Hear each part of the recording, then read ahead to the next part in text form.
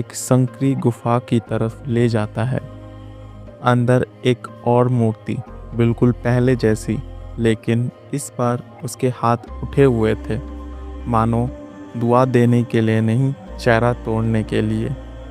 उसके पीछे तभी कुछ उभरते हुए आता है। जिसने पहली मूर्ति जगाई थी, उसकी तस्वीर यहाँ छुपी है। तभी अचानक से आरव के हाथ से फ्लैशलाइट गिर जाती है। दीवार पे एक पुरानी फ़ोटो टंगी होती है, जिसमें सिर्फ 3 लोग, आरव, आदित्य और एक लड़की, बिल्कुल महर जैसी चेहरे वाली। ये कैसे हो सकता है? ये फ़ोटो पुरानी है, लेकिन महर शौक होके बोलती है, मैं तुम्हें पहले मिल चुका हूँ, पर तुमने पहली बार मुझे अब देखा है, आदित्य कहता है। दीवार के दूसरे कोने में कुछ और भी लिखा होता है, तुम उसे देख रहे हो जो तुम्हें देख नहीं सकता।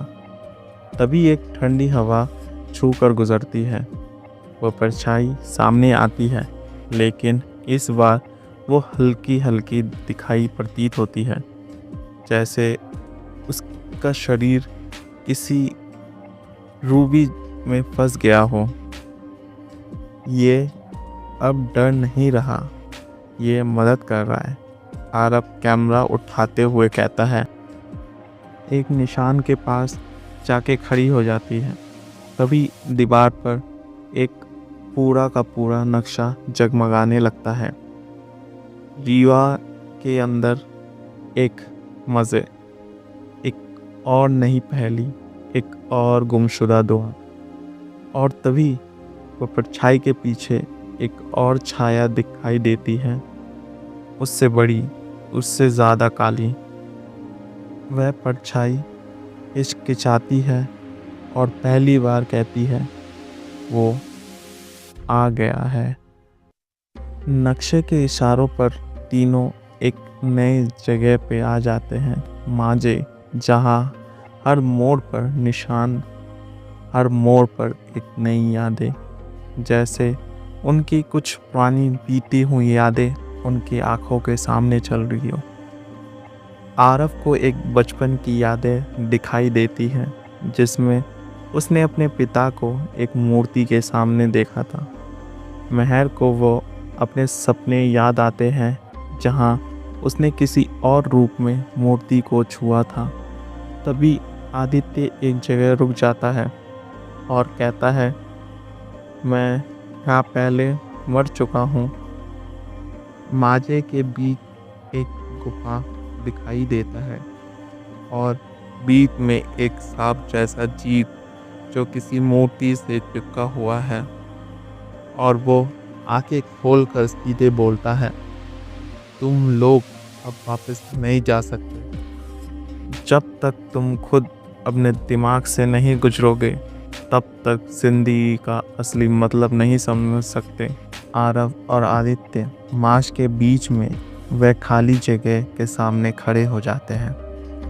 वह खाली जगह में कुछ उनसे पहले और उनसे पुरानी एक चीज़ होती है, एक काली छाया जो उनका पीछा कर रहा हो। आरव, वो चेहरा देखो, वो चेहरा, महर घबराते हुए कहती है। आरव पलट के देखता है, लेकिन कोई नहीं दिखाई देता, सिर्फ कुछ हवा की लहरें कड़कते हुए सुनाई देती है। अचानक तभी आदित्य रुक जाता है। उसकी आंखों में कुछ बदला बदला सा होता है, एक पुरानी यादें। मैं कभी यहाँ था, मेरा नाम, मैं भी रीवान से हूँ, आदित्य खाली आवाज़ में कहता है। तभी उसके सामने एक शीशा दिखता है, जिसमें एक और आदित्य है, वो जो हमेशा उससे डरा होता है। माजे के अंदर एक और कमरा होता है। कमरे के बीच एक और मूर्ति रखी है। अब की बार उसकी आंखें खुली हैं। वह मूर्ति और भी ज़्यादा जीवित लगती है, जैसे कोई इंसान हो। मैट धीरे धीरे उसके पास जाती है और जैसे ही वह मूर्ति के चेहरे को देखती है, उसके आसपास सब कुछ हिलने लगता है। ये तो वही मूर्ति है जो अपनी आंखें खोलती है, महर चुपके से कहती है। आरब तुरंत उससे रोकता है। मत छुओ, अगर तुमने उसे जगा दिया तो सब कुछ बदल जाएगा, आरब कहता है। तभी एक और आवाज़ सुनाई देती है।